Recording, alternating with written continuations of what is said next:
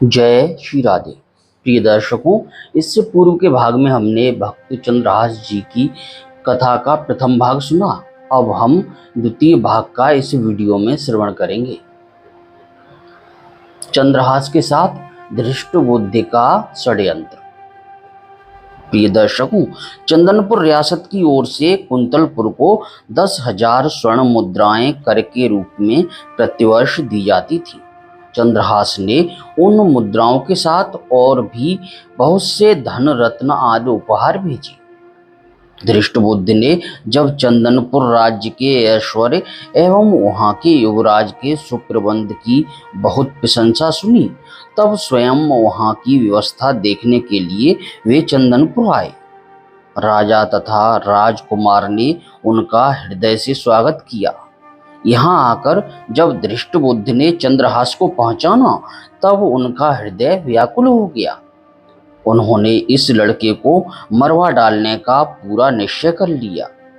उन्होंने एक पत्र देकर कहा, युवराज, बहुत ही आवश्यक कार्य है, बहुत ही आवश्यक काम है और दूसरे किसी पर मेरा विश्वास नहीं। तुम स्वयं यह पत्र लेकर कुंतलपुर जाओ।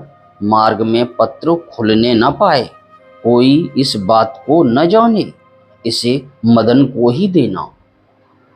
प्रिय दर्शकों, चंद्रहास घोड़े पर चढ़कर अकेले ही पत्र लेकर कुंतलपुर को चल पड़े।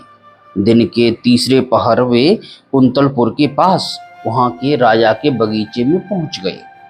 बहुत प्यासे और थके थे, अतः घोड़े को पानी पिलाकर एक ओर बांध दिया और स्वयं सरोवर में जल पीकर एक वृक्ष की शीतल छाया में लेट गए।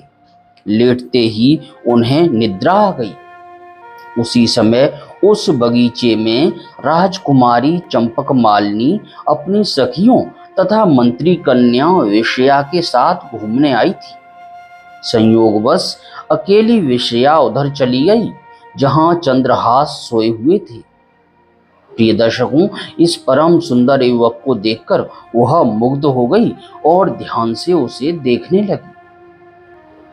उसे निद्रित कुमार के हाथ में एक पत्र दिखाई दिया। कुतूहलवश उसने धीरे से पत्र खींच लिया और पढ़ने लगी। पत्र उसके पिता का था। उसमें मंत्री ने अपने पुत्र को लिखा था, इस राजकुमार को पहुंचते ही विष दे देना। इसके कुल, शूरता, विद्या आदि का कुछ भी विचार न करके मेरे आदेश का तुरंत पालन करना। मंत्री की कन्या को एक बार पत्र पढ़कर बड़ा दुख हुआ। उसकी समझ में ही न आया कि पिताजी ऐसे सुंदर देव कुमार को क्यों विष देना चाहते हैं। सहसा उसे लगा कि पिताजी इससे मेरा विवाह करना चाहते हैं। वे मेरा नाम लिखते समय भूल से या अक्षर छोड़ गए। उसने भगवान के प्रति कृतज्ञता प्रकट की कि पत्र मेरे हाथ लगा, कहीं दूसरे को मिलता तो कितना अनर्थ होता। प्रिय दर्शकों, अपने नेत्र के काजल से उसने पत्र में विष के आगे उससे सटाकर या लिख दिया, जिससे विषया दे देना पढ़ा जाने लगा। पत्र को बंद करके निद्रित राजकुमार के हाथ में ज्यों का त्यों पत्र रखकर वह शीघ्रता से चली गई। चंद्रहास की जब निद्रा खुली, तब वे शीघ्रता पूर्वक मंत्री के घर गए। मंत्री के पुत्र मदन ने पत्र देखा और ब्राह्मणों को बुलाकर उसी दिन गोधूली मुहूर्त में चंद्रहास से उन्होंने अपनी बहन का विवाह कर दिया। विवाह के समय कुंतलपुर नरेश स्वयं भी पधारे। चंद्रहास को देखकर उन्हें लगा कि मेरी कन्या के लिए भी यही योग्य वर है। उन्होंने चंदनपुर के इस युवराज की विद्या, बुद्धि, शूरता आदि की प्रशंसा बहुत सुन रखी थी। अब राजपुत्री का विवाह भी चंद्रहास से करने का उन्होंने निश्चय कर लिया। प्रिय दर्शकों, धृष्टबुद्धि 3 दिन बाद लौटे। वहां की स्थिति देखकर वे क्रोध के मारे पागल हो गए। उन्होंने सोचा, भले मेरी कन्या विधवा हो जाए, पर इस शत्रु का वध मैं अवश्य करा के रहूंगा। द्वेष से अंधे हुए हृदय की यही स्थिति होती है। अपने हृदय की बात मंत्री ने किसी से कही नहीं। नगर से बाहर पर्वत पर एक देवी का मंदिर था। धृष्टबुद्ध ने एक क्रूर वधिक को वहां यह समझाकर भेज दिया कि जो कोई देवी की पूजा करने आए उसे तुम मार डालना। चंद्रहास को उसने यह बताकर कि भवानी की पूजा उसकी कुल प्रथा के अनुसार होनी चाहिए, सायंकाल देवी की पूजा करने का आदेश दिया। इधर कुंतलपुर नरेश के मन में वैराग्य हुआ। ऐसे उत्तम कार्य को करने में सत्पुरुष देर नहीं करते। राजा ने मंत्री पुत्र मदन से कहा, बेटा, तुम्हारे बहनोई चंद्रहास बड़े सुयोग्य हैं। उन्हें भगवान ने ही यहाँ भेजा है। मैं आज ही उनके साथ राजकुमारी का ब्याह कर देना चाहता हूँ।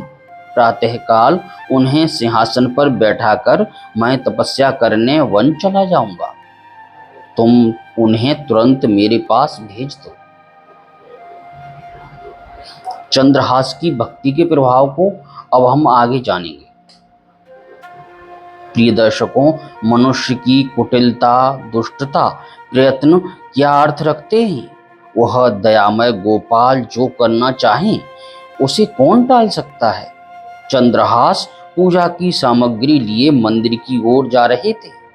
मंत्रिपुत्र मदन राजा का संदेश लिए बड़ी उमंग से उन्हें मार्ग में मिला। मदन ने पूजा का पात्र यह कहकर स्वयं ले लिया कि मैं देवी की पूजा कराता हूँ।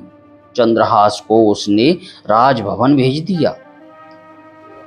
जिस मुहूर्त में धृष्टबुद्ध ने चंद्रहास के वध की व्यवस्था की थी, उसी मुहूर्त में राजभवन में चंद्रहास राजकुमारी का पाणी ग्रहण कर रहे थे और देवी के मंदिर में वधिक ने उसी समय मंत्री के पुत्र मदन का सिर काट डाला।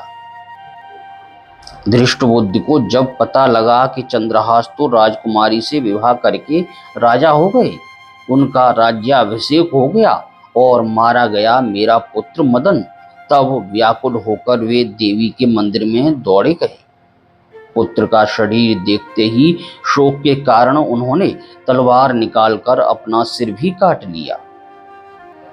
प्रिय दर्शकों, धृष्टबुद्ध को उन्मत्त की भांति दौड़ते देख चंद्रहास भी अपने ससुर के पीछे दौड़े। वे तनिक देर में ही मंदिर में आ गए। अपने लिए दो प्राणियों की मृत्यु देखकर चंद्रहास को बड़ा क्लेश हुआ। उन्होंने निश्चय करके अपने बलिदान के लिए तलवार खींची। उसी समय भगवती साक्षात प्रकट हो गई। प्रिय दर्शकों, मातृहीन चंद्रहास को उन्होंने गोद में उठा लिया। उन्होंने कहा, बेटा, यह धृष्टबुद्ध तो बड़ा दुष्ट था। यह सदा तुझे मारने के प्रयत्न में लगा रहा। इसका पुत्र मदन सज्जन और भगवत भक्त था, किंतु उसने तेरे विवाह के समय तुझे अपना शरीर दे डालने का संकल्प किया था। अतः वह भी इस प्रकार ऋण हुआ। अब तू वरदान मांग। प्रिय दर्शकों, चंद्रहास ने हाथ जोड़कर कहा, माता, आप प्रसन्न हैं तो ऐसा वर दें जिससे श्री हरि में मेरी अविचल भक्ति जन्म जन्मांतर तक बनी रहे और इस धृष्टबुद्धि के अपराध को आप क्षमा कर दें।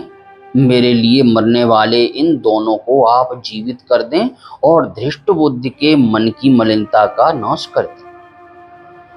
देवी तथास्तु कहकर अंतर्धान हो गई। धृष्टबुद्धि और मदन जीवित हो गए। चंद्रहास को उन्होंने हृदय से लगाया और वे भी भगवान के परम भक्त हो गए। मदन तो भक्त था ही, उसने चंद्रहास का बड़ा आदर किया। सब मिलकर आनंद घर लौट गए। प्रिय दर्शकों, ये कथा आपको कैसी लगी इसके बारे में कमेंट करके हमें अवश्य बताइए और इसको शेयर भी कीजिए। जय श्री राधे।